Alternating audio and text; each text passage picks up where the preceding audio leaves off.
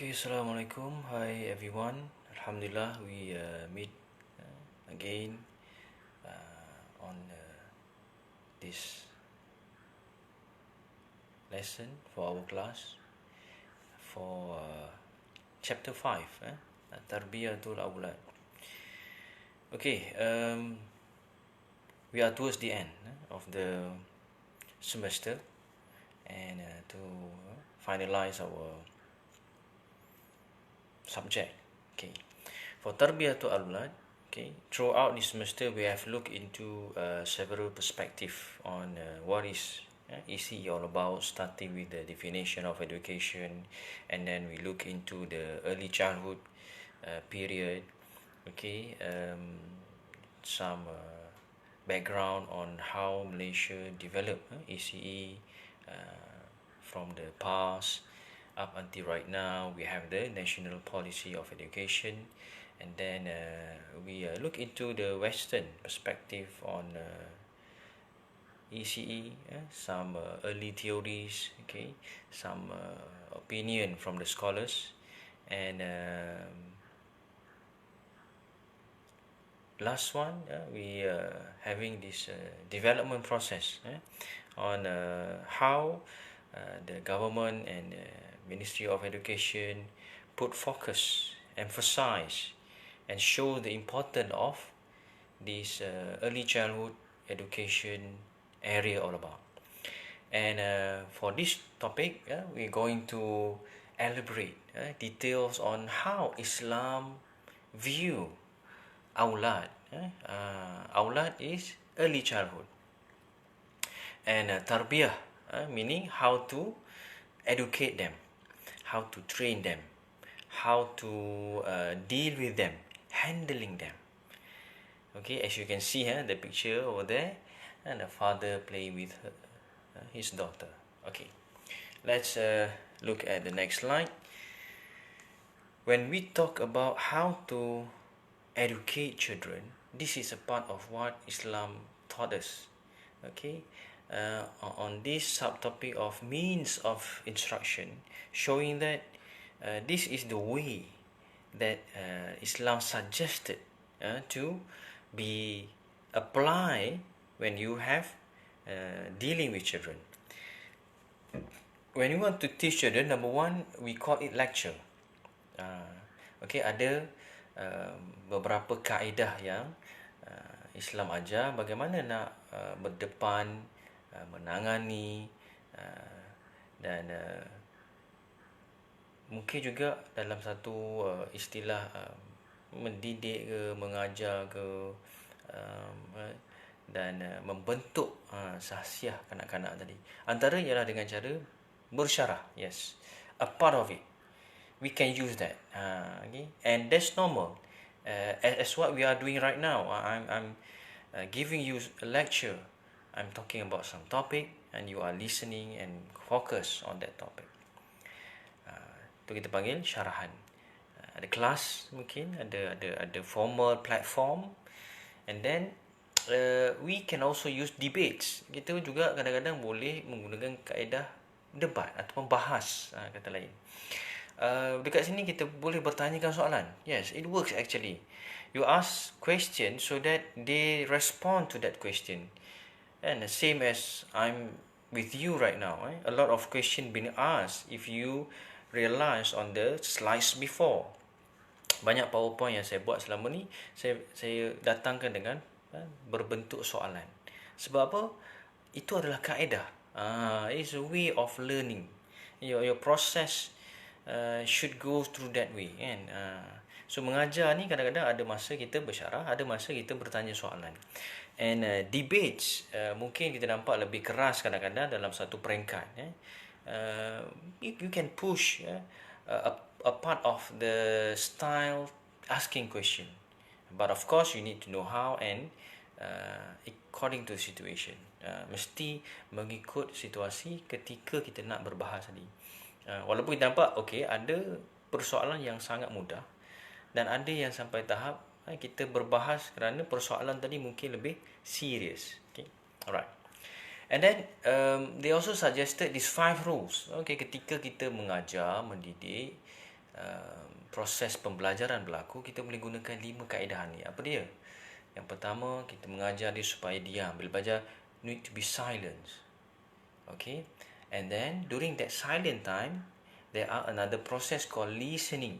Kenalah mendengar. Kalau macam syarahan tadi ataupun menjawab soalan tadi. Okay. So dua proses diam dan dengar ni sangat penting. Even if you remember the early of our lecture and topics and subject, I do mention about how to be silent and listen a part of your way of learning process. And then continue with memorizing. Kena mengajar dia macam mana nak menghafal. Saya sangat tekankan hafalan ni terlalu penting dalam proses pembelajaran. Walaupun mungkin sebahagian daripada you guys kat rumah mak ayah mungkin guru sebelum ni mungkin kata it's okay, cukup sekadar faham. Tapi bila sampai satu part, sebenarnya kalau faham saja tanpa menghafal, satu peringkat dan kita panggil kaedah ilmu itu terbatas dan tergantung. Because you might understand, but when you want to retrieve people asking question without memorizing, you are stuck. Especially when exam, bila buat quiz, test, benda ni sangat normal dalam kehidupan manusia. Apabila mungkin nak melihat kepada pencapaian pelajar, we are looking at your memorizing. Betul kan? Jawab periksa mestilah siapa yang paling banyak hafal berkemungkinan dapat jawab banyak soalan. Okay? So teach the way how to memorize. Sebenarnya saya pun ada inform awal dulu kan. Okay, macam mana nak menghafal? And you need to keep on increasing your quality of memorizing. Bermaksud, kalau hari ni boleh hafal 1-2 perkataan, esok lusa 1-2 ayat, kemudian 1-2 perenggan, berterusan. Sehingga kan, hafal tu lebih banyak daripada yang diabaikan, ditinggalkan. Alright? Okay. Next would be reflecting. Reflecting ni apa? Pantulan. Kata lain, kan, apabila you give something, you get response. You might give some exercise and you give a task, you get some feedback. You get reaction. Oh, okay, sir suruh buat ni and ni. So ada reflecting. Ada ke pelajar tadi kan dia oh sir macam mana nak buat? Oh sir betul ke cara ni buat? Dan sebagainya. Alright? And you can see inside the group and some you used to maybe suitable to do personal kan. Ramai juga yang saya nampak kan, walaupun group dah ada WhatsApp, tapi you are using a personal approach di luar grup WhatsApp. Sebenarnya kalau boleh gunakan grup WhatsApp tu supaya kawan-kawan pun dapat soalan yang sama, tahu macam mana nak jawab soalan. Okay, propagating. This is more on how you elaborate and explain the situation. For example, like you might see that my point is only talking about 5 rows, but at the same time, suddenly I involve propagating information, meaning saya membawa maksud propagate ni dia menyebarkan, menyampaikan other than what you can see inside the book. So what else? Sometimes current issue, sometimes experience involving when you are teaching. So bila mengajar, kadang-kadang kita akan masukkan beberapa details yang bukan dalam buku, bergantung pada pengalaman kita, bergantung juga kepada pengetahuan kita di luar daripada textbook. Itu yang dipanggil kebat, one of the time. Get it? Okay, continue. Repetition, pengulangan. Yes, even though silent reason might be have discussed before, later on it been repeated again. Ada pengulangan dan sebenarnya itu sentiasa berlaku dalam kehidupan manusia apa pun keadaannya. Kalau kita belajar agama pun, bab solat sentiasa diulang kan. Apatah lagi kalau nak dekat Ramadan nanti, ulang balik. That's normal. So you need to know, sometime this repetition shows some important element, and you might repeat one of the time just to refresh the content. Okay, so that's a part of way children learns. Sebab tu kadang-kadang kena buat exercise. Dan exercise kita dapat banyak. Contoh macam matematik, for example, kan. Dah tahu dah tambah, dah tahu dah tolak. Tapi kenapa nak tambah macam-macam nombor dan tolak macam-macam angka, kan? Sebab pengulangan tu sangat penting. Ataupun kata lain, latihan, exercise. Okay. Jadal. What is jadal? Jadal dalam other word called scholastic dialectic. Boleh kita kata sebagai satu bentuk argument, memberi satu andaian dan pandangan. Okay. So jadal dia lebih kurang macam bahas, tapi bahas mungkin lebih keras dalam satu sudut, jadal lebih lembut lagi.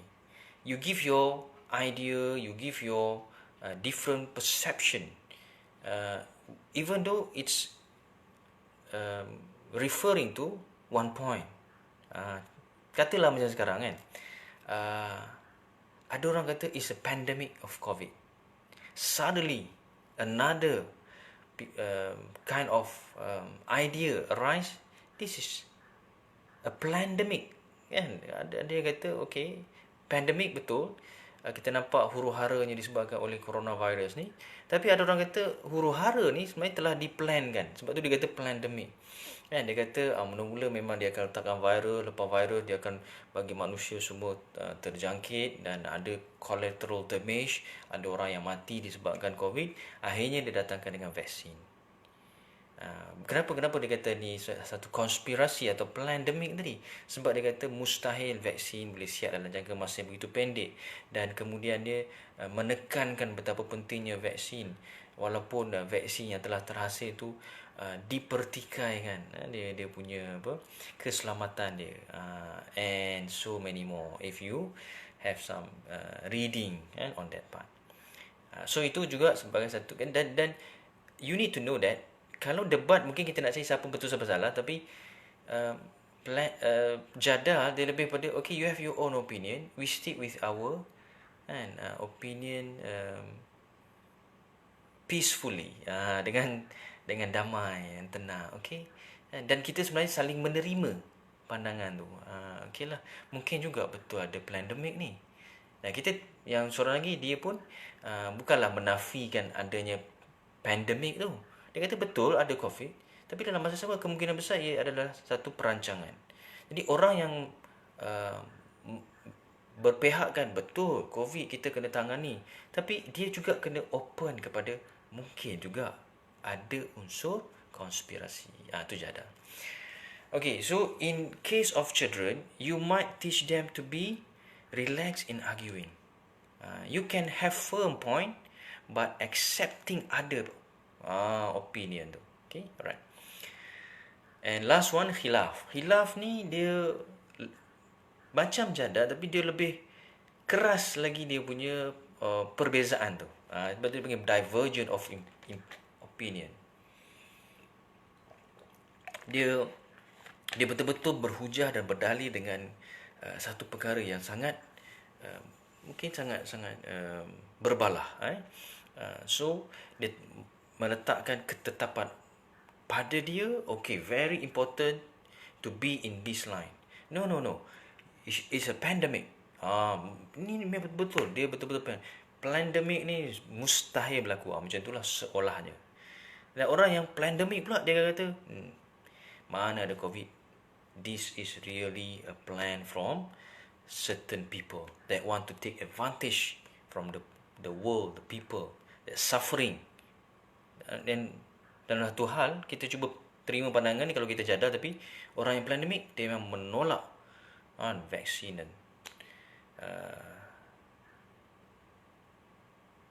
coronavirus ni, kan. Dan khilaf juga berlaku dalam agama. Perbezaan pandangan yang begitu ketara. Satu sudut kata wajib, satu sudut kata haram. Kan?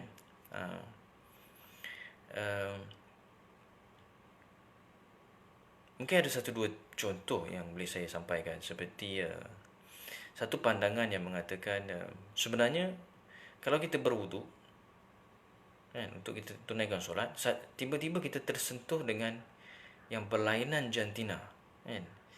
Ada yang mengatakan sah, ada yang mengatakan batal. Okey, sah dan batal ni dia sangat jauh. Dia punya pendapat dia. Sebab sah boleh meneruskan perbuatan tadi untuk menunaikan solat. Batal kalau kita teruskan juga solat, maka solat tadi juga batal. Dia perlu mengulangi tindakan untuk berwuduk semula. Okay. Dan yang kata batal ni, dia akan melihat kepada kenapa boleh sampai batal. Kan? Jadi kalau batal, bermaksud perbuatan tadi kena dielakkan. Macam tu. Okey. Sambung wuduk tadi. So bila kita berwuduk, kita sentuh dengan berlainan jantina, dia ada syarat pula. Mestilah yang bukan mahram.